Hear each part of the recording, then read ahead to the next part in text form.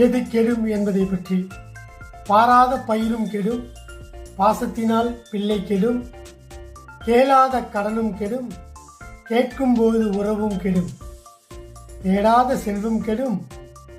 தகட்டினால் விருந்தும் கெடும், ஓதாத கல்வி கெடும்,